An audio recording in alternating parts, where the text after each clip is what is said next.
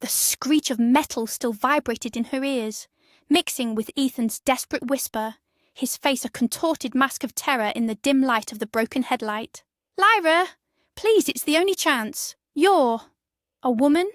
The system will be lenient, trust me. I'll wait, every visit, every package. Only for you.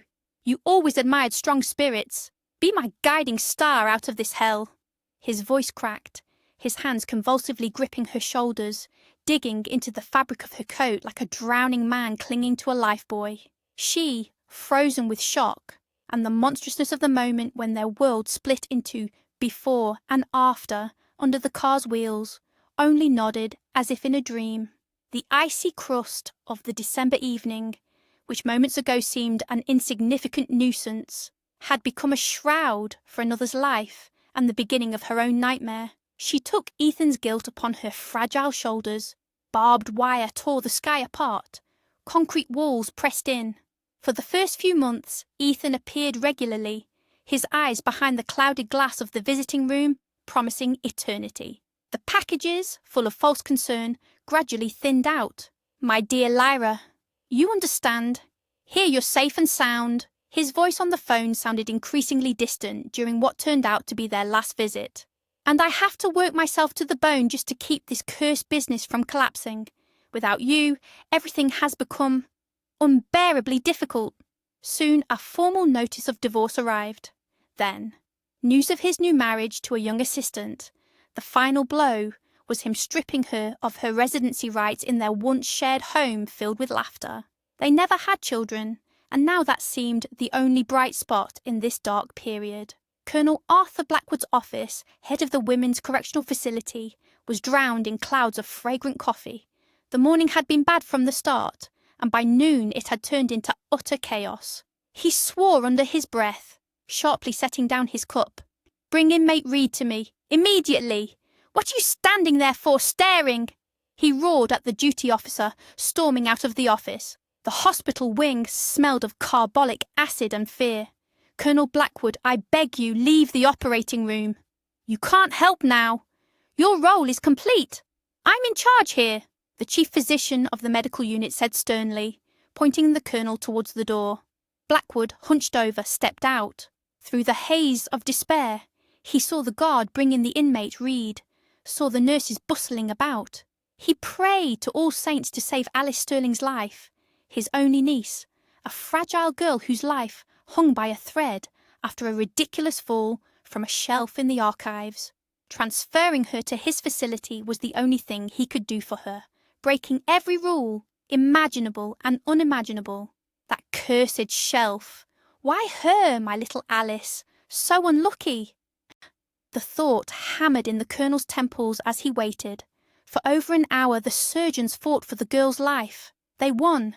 Lyra Reed, after her extremely rare type O negative blood had flowed into Alice Sterling's veins, was taken to a private room. She was entitled to extra rations and even a bar of cheap chocolate. She lay there staring at the ceiling, bitter thoughts tormenting her. "So this is the price of your nobility, Ethan? December. It all happened in December. Promised eternal love, to die on the same day." Fragments of a conversation between doctors in the next room reached her ears. "My God, that plasma! Oh, negative. Found a donor by a miracle. Otherwise the girl would have been gone. Now she owes this Reed woman her life." A day later, Lyra was returned to the barracks. Life went on.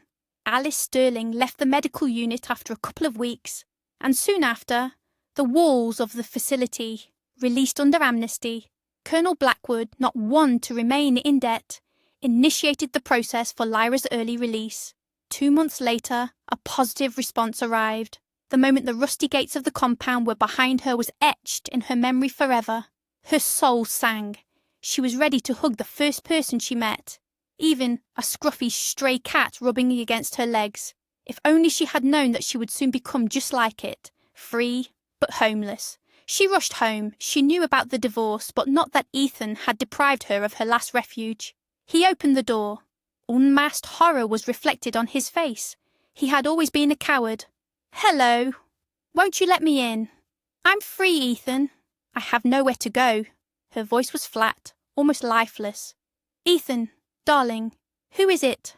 A young woman in his plaid shirt, the very one Lyra had once chosen for him with such love, fluttered out from the depths of the apartment. "Honey, go to the room, I'll be right there," he blurted out, and darting inside, brought out a small sports bag. "Your things." Lyra looked him straight in the eyes, took the bag, silently turned and walked down the stairs. The door slammed shut behind her. Traitor! Coward! There was emptiness in her soul. For the first few days, on the remnants of her former enthusiasm, she called old friends. In vain. No one wanted to associate with the former inmate. "Lyra, you must understand," chirped Seraphina Hayes, her once closest friend, now the owner of a chic beauty salon, who had forgotten how Lyra had once helped her, who came to conquer the capital penniless, get on her feet. "We have elite clientele. If they find out, scandal. My cleaners have degrees. Sorry, nothing personal. Want me to do your makeup, your hair, free, as a friend?" "Thanks, I'll manage," Lyra replied dryly. "Oh, don't be offended. I'd love to, but—" "Forget it." "Good luck, friend," Lyra sneered, and left. This was the last anchor, the last hope. Here it is, the sign. That cat by the gate. Free, but homeless. She spent the night on a park bench, using her bag as a pillow. This is how her new life began.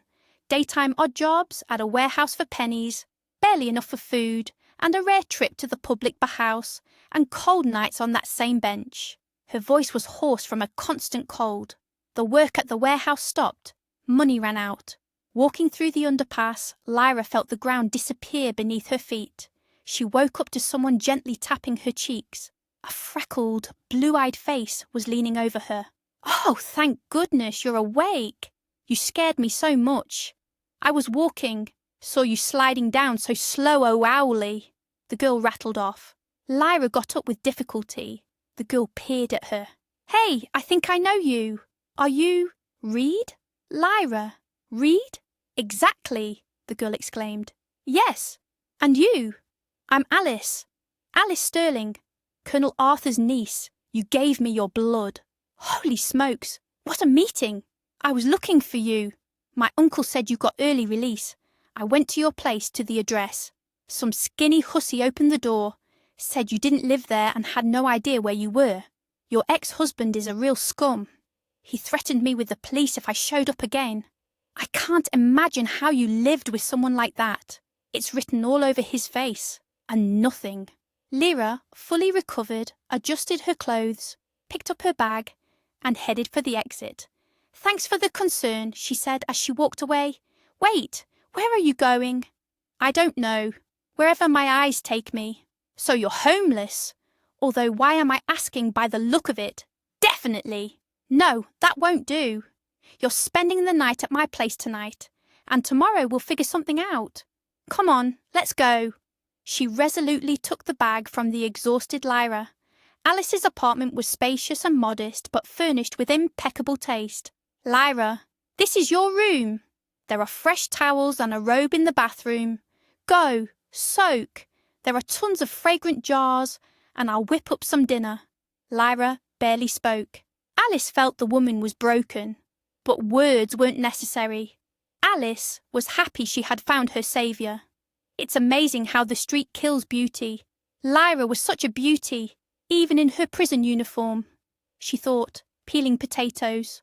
A knock at the door. It was Marcus, Alice's older brother. "Hey, sis! What's that smell in here? Been feeding 100 homeless people?" He sniffed. "What's this rag?" He nodded at Lyra's jacket in the hallway. "Throw it out! Stop wrinkling your aristocratic nose. If you don't like it, get out. Live my life for a while in alleyways. We'll see if you'll smell of Hugo Boss," Alice blurted out. "I found Lyra today." "The one?" Marcus asked. "Yes, and she's here. That's her jacket. You should see the state she's in." "How about we throw that jacket out and buy a new one?" he suggested more gently. "How about you stop giving orders here, huh?" his sister retorted. Now just then, Lyra came out of the bathroom. In a grey terry cloth robe, her raven hair cascaded down to her waist. Seeing a strange man, she became flustered. "Hello." Marcus watched her with undisguised interest. "All right, Lyra, don't mind him. This is my brother Marcus, and he's leaving now," Alice intervened. "I'm not going anywhere," he grumbled. "Then stop standing like a statue and staring like she's an exhibit." "Go help with dinner," his sister commanded. They joked a lot over dinner with crispy potatoes. Marcus clearly took a liking to Lyra. After dinner, he left, taking Lyra's old jacket with him. The next day, he came back again, with a big bag. "Here, this is for you, girls." He handed it over and quickly left. In the bag was a new jacket, almost the same as the old one, and many other beautiful and necessary things. "I feel awkward. I'm unemployed. I won't be able to pay you back," Lyra protested. "Stop it. Marcus did it from the heart. They're just things," Alice argued. Lyra tried on the jacket. It fit perfectly. Her eyes sparkled. "How can I thank Marcus?" "Wear them with pleasure, that's the best thanks." "Lyra, stay with me. There's plenty of room, and it's more fun together." "Alice, I can't take advantage of your kindness.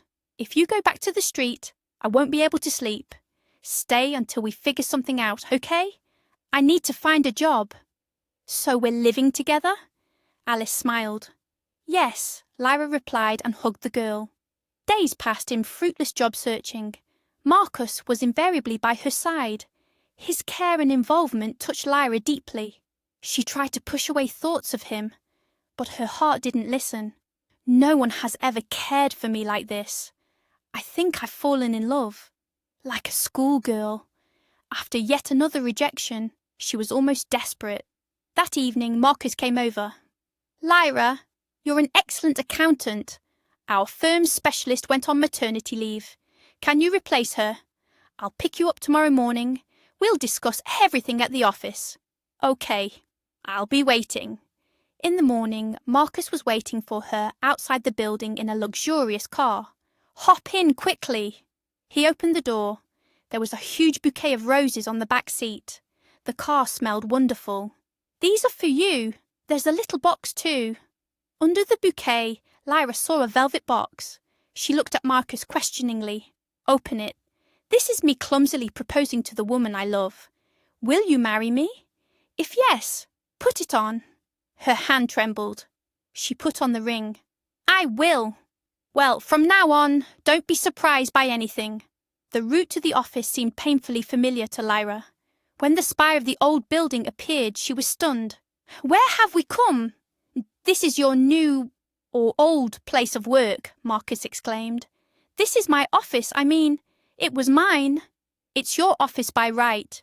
And our business too," Marcus said, hugging her. "Ethan is bankrupt. I bought his company. Fee." Everything was as it had been. Even her beloved Ficus Benjamina stood in the corner. "I watered it myself. My grandmother had one. She used to talk to it. And the girl who went on maternity leave. That's Ethan's wife. The firm will pay her everything as it should. Future children shouldn't suffer because of their parents' depravity. Justice must prevail. You served time for someone else's crime, and you were thrown onto the street."